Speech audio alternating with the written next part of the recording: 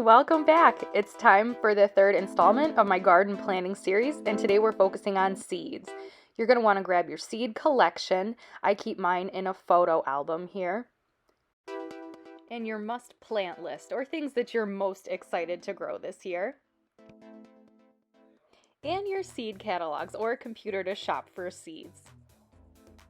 So the first thing I did was mark the beginning of the spring planting season in both my gardening planner and my regular planner so that I don't miss the beginning of that. Next, I evaluated what I still have time to plant in the winter garden between now and the beginning of the spring season to make sure that I don't miss my last chance to plant things like broccoli, cabbage, carrots, and all of my winter vegetables. And then I marked out what I was going to plant at the beginning of the spring gardening season, which here in Phoenix is February 15th.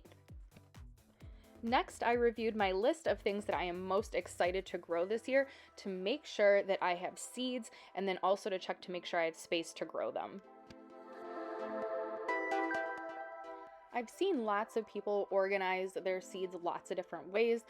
I like the photo album, although I might do something different a little bit later, but I kind of like being able to see all of the seed packets and flip through them to find what I'm looking for, but it is a little bit unwieldy and I don't really like carrying it around with me, but it keeps all my seeds. I can find what I'm looking for, and for now that's working really well for me. And now the really fun part, shopping for seeds. This is definitely one of the most exciting times for gardeners. I pretty much exclusively order my seeds from Baker Creek. I used to get them from a seed subscription service that has since stopped. I actually emailed them to let them know how sad I was that they don't have that seed subscription service anymore.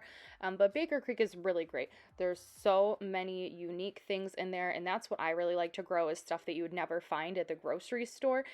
And since seeds are relatively inexpensive, it's a really great opportunity to try tons of different stuff and find new varieties that might do better in your area than the seeds that they just have at, the big box stores.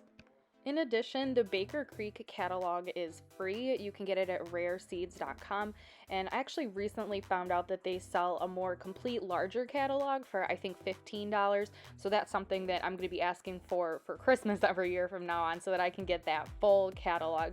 And lastly, and probably my favorite thing about the Baker Creek catalog, is that all the seeds have a story as to how they found them and what makes them unique, and that is definitely something that gets me really excited and really motivated about gardening as well.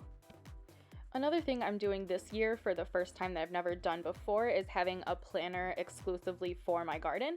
So I went and picked up some different stickers so I could keep track of what I'm growing and planting. I haven't used the stickers too much yet because I'm reserving those for when I actually plant stuff outside, but I have gotten into that a little bit with my planner so far and been able to keep track of when I'm starting certain seeds so that next year I'll know how much time to plan for, the time that I start the seed indoors to when it actually is ready to go outside. I haven't been able to successfully time that really well in the past. So now I'll know when I started a seed and when that seed actually was ready to go outside. And that's it. Now we're ready for another year of gardening. If you have questions, definitely ask me in the comments, and I would like to know, what have you done to plan your garden this year? What do you have planned, and what are you most excited to grow? As always, thanks for watching.